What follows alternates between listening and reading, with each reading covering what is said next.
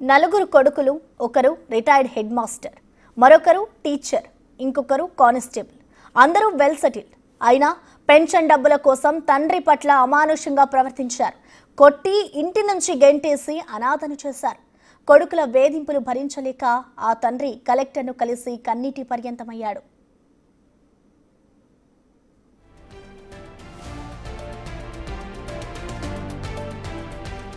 హన్మకొండ జిల్లా గూడూరుకు చెందిన Narayana retired teacher. అతడికి నలుగురు కొడుకులు. 25 ఏళ్ల క్రితమే భార్య చనిపోయింది. సంపాదించిన 16 ఎకరాల భూమిని అందరికీ సమానంగా ఇచ్చారు. పింఛన్ డబ్బులతో జీవనం సాగిస్తున్నాడు. ప్రభుత్వ ఉద్యోగం చేస్తున్న ముగ్గురు కుమారులు పింఛన్ డబ్బులు ఇవ్వాలని డిమాండ్ చేశారు. అయితే అనారోగ్య సమస్యలు ఉన్నందున తాను ఇవ్వలేనని తెయ్యేసి చెప్పాడు. దాంతో అతన్ని ఇంటి నుంచి గెంటేశారు.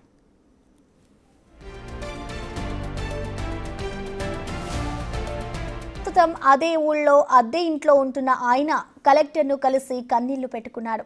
ఆస్తి పంచి ఇచ్చినా ఇంటి నుంచి గెంటేశారని ఆవేదన వ్యక్తం చేశాడు. నాకు నలుగురు కుమారులు. ఆ నలుగురు కుమారులు పెద్దవాడు హెచ్ఎం రిటైర్డ్, రెండోవాడు వ్యవసాయం చేసుకుంటాడు సార్, మూడోవాడు ప్రైవేట్ టీచర్, నాలుగోవాడు కానిస్టేబుల్. వీళ్ళు నా భార్య చనిపోయి 25 సంవత్సరాలు అవుతాను. ఈ అంతకు ముందు నుంచి కూడా ఈ రెండో కుమారుడు వ్యవసాయం చేసుకునే వాళ్ళ పక్కనే నేను ఉంటాను సార్.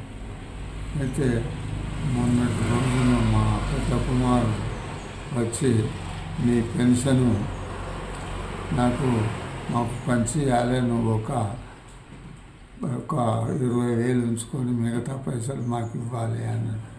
అంటే నేను ఇదివరకే బీమార్లో పడ్డా, హైదరాబాద్ పోయినా కదా, నువ్వే చూస్తే పోయినప్పుడల్లా 1000 ఖర్చు అయినాయి కదా, మళ్ళీ ఇప్పుడు వచ్చినాక పైప్ వేసుకుంటే నువ్వే చూస్తే ఇంత ఖర్చు అవుతా అంటే, ఏందిరా ఎటు పోవాలి నేను ఎట్లా నడవాలి అంటే, నీకు ఇంకా కోడెతనం వస్తుందా, భార్య చచ్చిపోయి 24 ఏళ్ళు అయింది, నువ్వు 6 నెలలకు 3 నెలలకే చావాలి, కానీ నువ్వు ఇన్ని రోజులు బతికి ఎవరిని ఉద్ధరించేందుకు బతుకుతాను, నువ్వు సత్తే మాకు ఏళ్ళు వెళ్ళి ఉండేది.